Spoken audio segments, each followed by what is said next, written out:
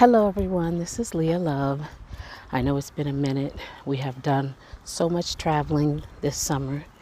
I am now in Yellow Springs, Ohio. We're visiting my father-in-law, so I'm just taking a really brief walk, the couple of blocks to their tiny little downtown, which is one main street. And I was thinking about a lot lately. I have been doing a lot of growing and learning and working out and losing weight and really delving into some of the things that makes me grow and expand as a woman. And I've been doing a lot of lives on my Facebook business page and wanted to share some things here since I haven't had a chance to get back on my YouTube channel in a minute. So I thought I would do a series about Tell Your Daughters, which really means tell my daughters, because I was having quite a few conversations with some ladies and in certain groups that I'm in, as well as some of my coaching clients. And it just dawned on me with greater and greater certainty, sorry about that, just how much young girls need to really hear so much more from their parents. I have 4 daughters and 3 natural born and 1 new daughter through my marriage. And she was just calling me, excuse me for that. So I'm going to make this brief. But one of the things I would love to tell my daughters is that they have to understand that there is a certain level of education that is being pushed in social media, in public schools, in entertainment, that really is very negative towards men. It's very negative towards the idea that there are actually positive, healthy, stable men who appreciate femininity and who appreciate women, period. And so you have a lot of young girls growing up with this education, even though they don't even have a lot of history with men. But they've already got this education that all men are dogs, all men suck. And not only that, but even young boys, because if you can imagine, if girls are getting this education, young boys are as well. And so I want to share with my daughters to please do not get it twisted, as we say. Please understand that there are indeed good men. There are good male species out there, but a lot of them have not been raised in a home that has the presence of good men around.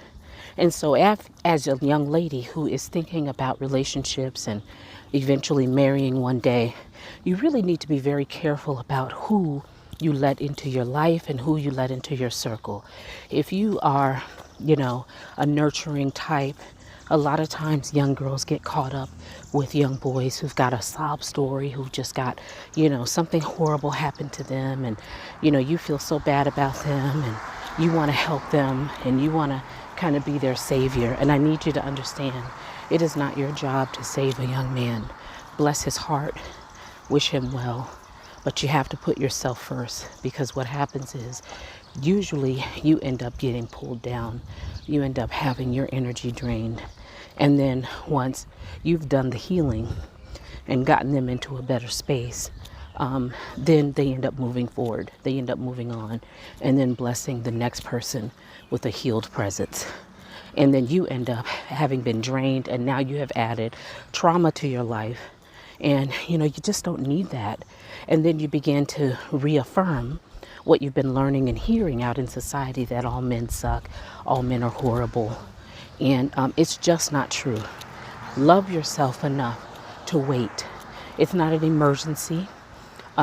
It's not a race to see who can have as many relationships as possible first. Take some time to really give yourself the space and opportunity to allow a good young man to come into your life who wants to treat you well. And that leads me to my next topic, which is the subject of what really defines sexy. A lot of young girls are, plagued with this idea that he's got to be a thug, he's got to be, extra blah, blah, blah. in order to be sexy. Well, those are the type of guys that will give you the very thing that, you know, we say, which is that, you know, guys suck, all guys are not good, etc. And you really want to get yourself into a space where you want an actual good man who has something to offer you and your future children. You don't want to go with guys that, you know, have this external sex appeal, but don't have what they really need in terms of being a really good man. But first and foremost, open your heart, open your mind to the idea that there are actually good men out there.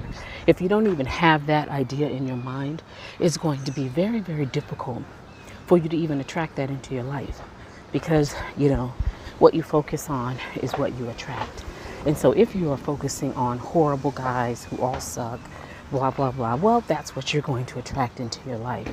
But if you are focused on the fact that there are good men, I just have to keep myself open, understand and learn what constitutes a good man, and then now be open to attracting him into my life.